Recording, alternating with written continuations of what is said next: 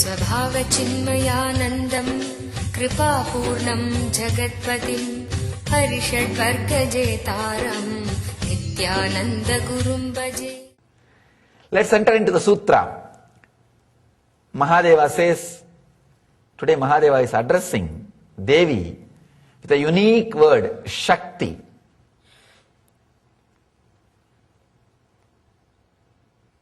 If you read Gita, Krishna is using so many different names for Arjuna. Every time he uses a particular name, there is a great meaning behind. Sometimes he uses the word which will encourage him, reminding him about his great qualities. He uses the word Kutakesha. O king who have conquered sleep, now awake, just come up, open yourself, don't be foolish. And sometimes he uses the word Kaundeya, means son of Kundi, means the person Kundi was a symbol of passions. Throughout her life, she had so much of suffering. If I read the whole Mahabharata, I can't see Kundi being happy even for a single moment. Even for a single moment. Her whole life was suffering. Maybe she was happy only once when she was given a boon. She can have kids through the divine energies. Other than that, I don't see any joyful moments in her life at all. Anyhow, her whole life was a great suffering. But she lived the whole thing with deep passions and silence. She is like an emblem of passions. And here, when Krishna says Kaundeya, he is reminding you are son of Kundi, have the deep passions to understand, and when you go through some psychological turmoils. Same way, here Mahadeva is addressing Devi today as Shakti, or energy, means he is going to give her some technique, some method where she needs to remember she is energy. You are also now supposed to remember your energy before entering into the technique. Your embodiment of energy. Your body is just shell around what you are. You are energy. Your body is just a shell around it. You need to remember that, then enter into the technique. See all the space as if already absorbed in your own head in the brilliance. Very deeply mystical. I can say, should not be practiced by a person who is not a sincere seeker, and should be practiced by a person who is serious or sincere about the spiritual experiences. Understand? Now, this technique, today's both the technique, or even after from this part, majority of the techniques, today is 74th technique. We may have 30 more, or a few more than 30. All these techniques are supposed to be done in ashrams, only in spiritual universities. I am talking about this so that everyone will be inspired, will be aware of all these techniques and things which are available. Understand? I create ashrams around the world continuously, installing temples continuously, just for one reason. People will have place to practice all these great things. The first responsibility of a seeker, or a brahmachari, or a swami, or a devotee who comes and stays inside ashram and around the ashram, the first responsibility is to experiment with all these different techniques. First, listening to all these techniques and seeing which one clicks. And after you feel click, the connection with someone technique, start practicing it. If you don't feel the click with any technique, better to leave the ashram.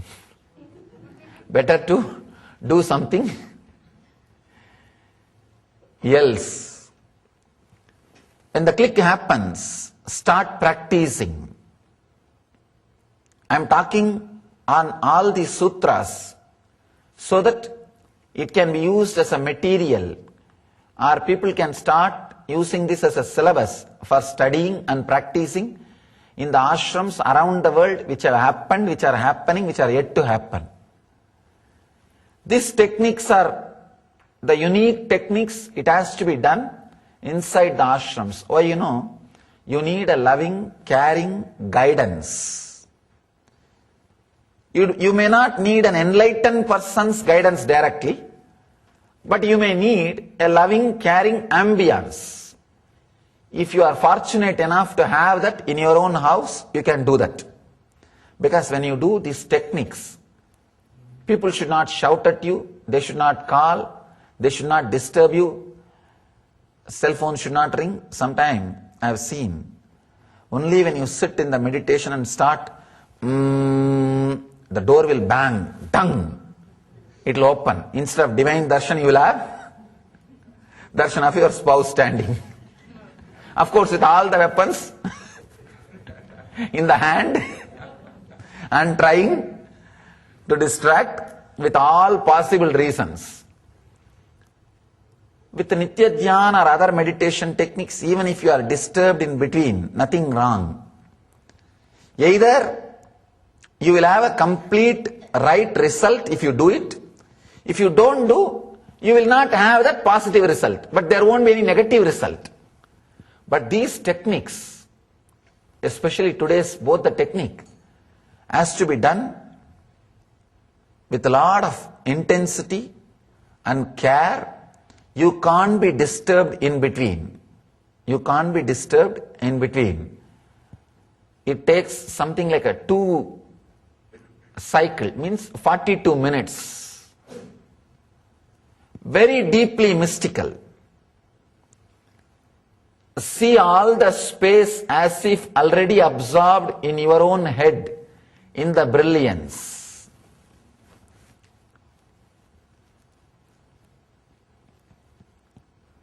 Let me share some of the experiences which I had in the great spiritual universities where they were practicing these great techniques.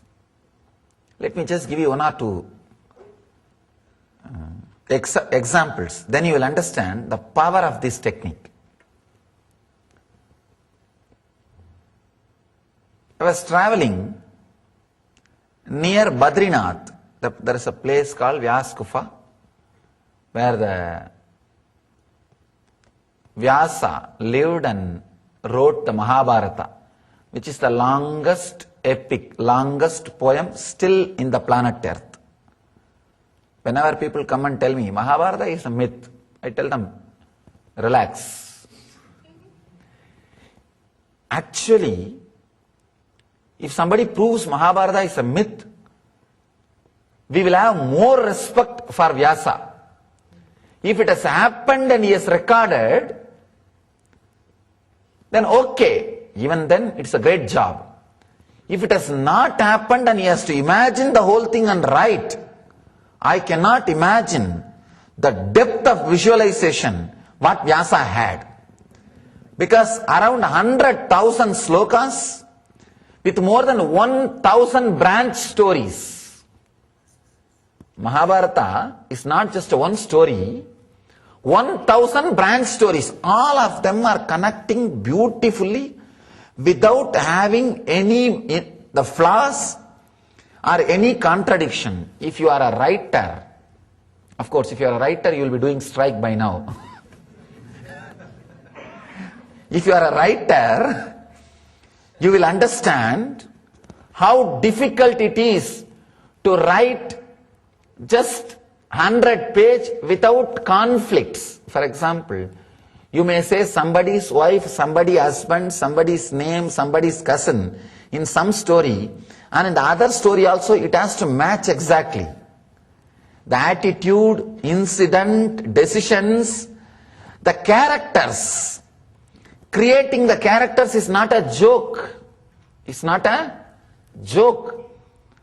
And at least 5,000 years ago, 1,000 branch stories, with at least I can say 10,000 clearly described characters.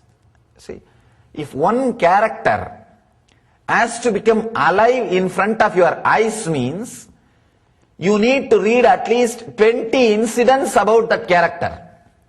Whether his decisions, or his background, or incident happened in his life, at least 20 incident. Only then you will have a clear idea about that character. Vyasa is able to bring at least 10,000 characters in front of our eyes alive, vividly, clearly. You will have a clear idea about Duryodhana, Duschadana, or Gandhari, or the Saguni. You will have a clear idea. And not only that, very complex, paradoxical characters, especially Gandhari and all. So much of devotion to the husband means morality, but so cunning when it comes to the other side. But such a beautiful way he was able to present the paradoxical characters. And see the character of Duryodhana's father, Dhritarashtra, supposed to be very dharmic, and was dharmic, and was taking care of the brothers' kids also, was doing everything perfect, except one place. When it came to the choice, priority between his son, his brother's son, missed. Beautiful description of characters. And Bhishma, what character, what description, what visualization.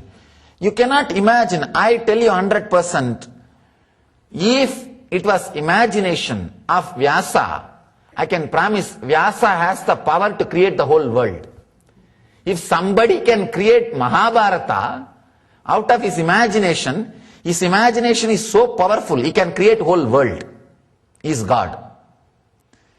If you see every unique description of characters, Saguni character and all, you can't imagine. I tell you, still the whole tradition is alive because of these great Puranas. And if you get a chance or time, take a little time and see the whole Ramayana or Mahabharata or read once after this understanding, you will understand. Now, after this description or after this introduction which I gave you, now it can never be an imagination. If it was imagination, the Vyasa is equal to God. Vyasa is God, because the amount of description of characters, unimaginable, and the number of incidents, and different characters getting involved in different incidents, each one of them exactly replicate their character with a clear consistency. That is another one amazing thing. It is impossible to write a novel of that quality. These Puranas, thousands of slokas, thousands of characters need to be described clearly. And the whole scene has to be arranged. I cannot imagine something of this level or something of this huge visualization can happen without the original incident itself is happening. Without the original incident itself happening. It's impossible. It is impossible. We need to understand the power of those great scriptures and those great epics. Here, the Mahadeva is very beautifully describing the technique. I was talking about the universities, spiritual university and Badri. Badri is the place where Vyasa was staying. Vyasa stayed and wrote the Mahabharata. That's a place I had the fortune of seeing, going and staying in a monastery where these techniques are practiced. Few monks are staying and practicing these techniques. I can say all of them were almost in the verge of enlightenment. One person was fully enlightened. The Guru was fully enlightened, but all others were on the verge of enlightenment. They were just literally playing with the power of this technique. I wanted you to understand now one important thing. Whatever I am expressing now is a truth, honest truth, which I experienced with my own eyes and ears in my own life. When I was staying there, one day morning the Guru called all the disciples, all of them were sitting, and he was talking about some of these techniques of feeling. He was talking in the angle of feeling connected to the whole Himalayas. Here Mahadeva is saying, feel connected to the whole space. They were working on a technique of feeling connected to the whole Himalayas. It was very amazing.